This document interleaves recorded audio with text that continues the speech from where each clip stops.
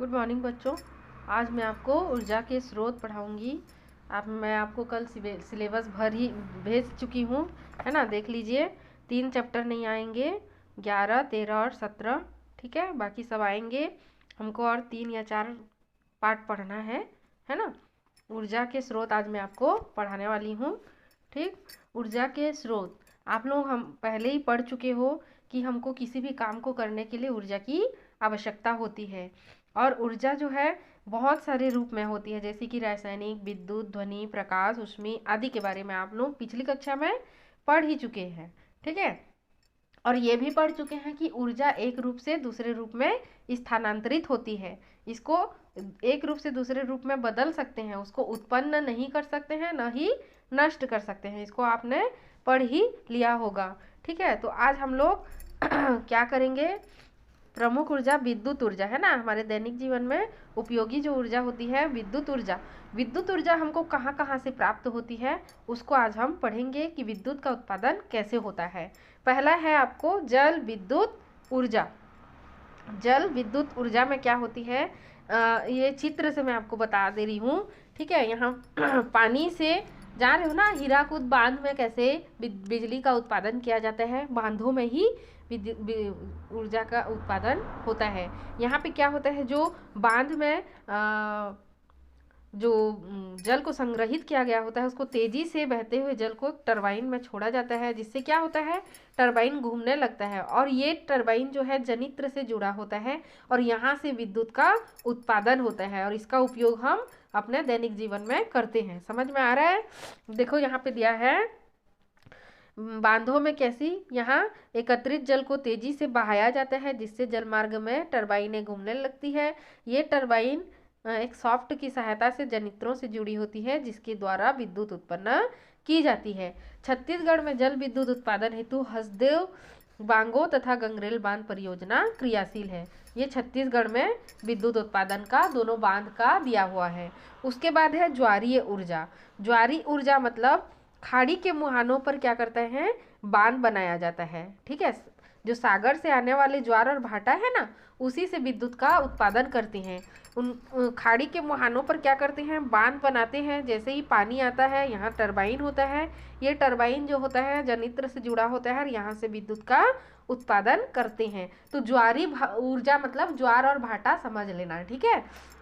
उसके बाद है पवन ऊर्जा। पवन ऊर्जा के बारे में जान ही रहे हो, है ना।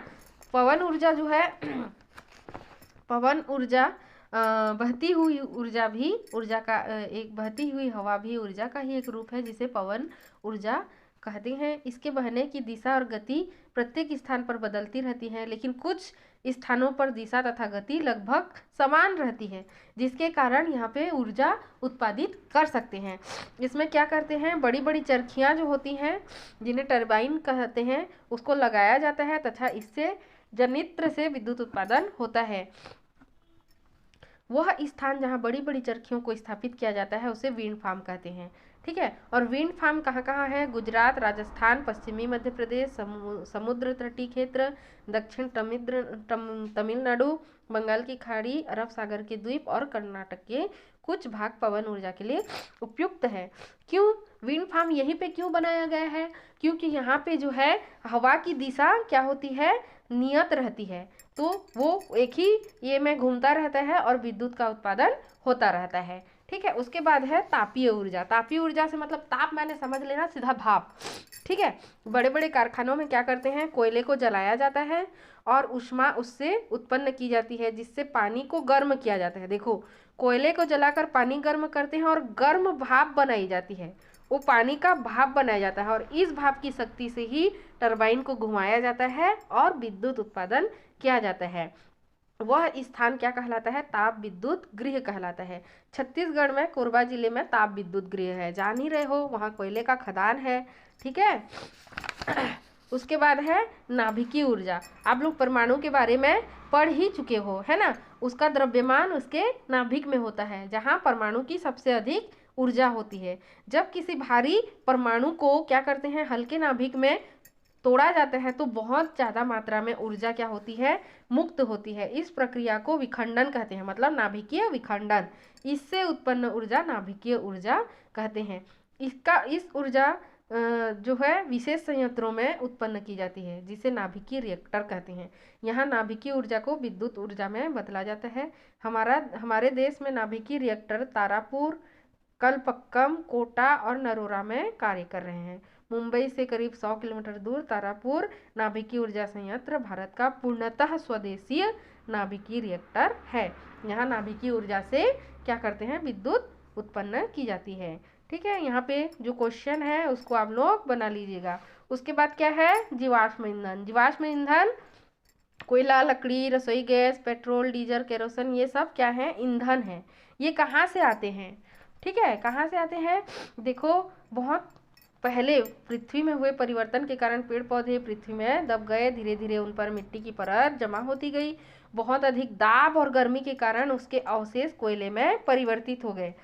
कोयला बनने की इस प्रक्रिया में हजारों वर्ष का समय लगा। इसी तरह मृत जीव के अवशेष पृथ्वी के नीचे भारी दबाव और गर्मी के कारण पेट्रोलियम में बदल गए। इसलिए इन्हें क्या कहते हैं, जीवाश्म ईंधन कहा जाता है। जीवाश्म शब्द का उपयोग मृत जंतु और वृक्षों की उन संरचना के लिए किया जाता है जिन्हें प्रकृति ने हजारों वर्षों से सुरक्षित रखा है। ठीक है, समझ में आया। बहुत हजारों सालों तक जीवों और पौधों के जो अवशेष हैं, बहुत ताप और दाब के कारण जीवाश्म में बदल गए। उनसे ही क्या बनता है, जीवाश्म ईंधन बनता है। ठीक है, पेट्रोलियम जो है जमीन के अंदर चट्टान के बीच दबा हुआ होता है, जिसे कुआं खोदकर पंप के माध्यम से खींचकर निकाला जाता है।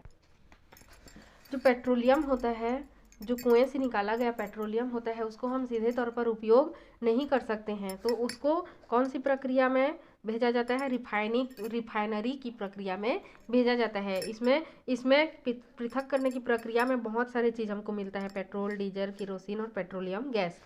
पेट्रोल, डीजल, केरोसिन का यूज जान रहे हो आप लोग। पेट्रोलियम गैस जो होता है उसमें प्राकृतिक गैस होता है, जिसमें कि मुख्यतः मीथेन होता है, जो आसानी से जलकर ऊष्मा प्रदान करती है।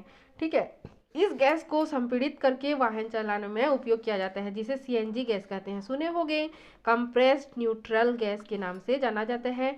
इससे चलने वाले जो वाहन होते हैं वो बहुत ही कम वायु प्रदूषण करते हैं। और घर में उपयोग करने वाली रसोई गैस से हम सब जानते हैं, इसमें क्या क्या होता है, मुख्य जो होता है द्रव रूप में इस गैस को रखा जाता है ना, संपीड़ित करके उसको द्रवित किया जाता है। इसमें मुख्य रूप से ब्यूटेन होता है।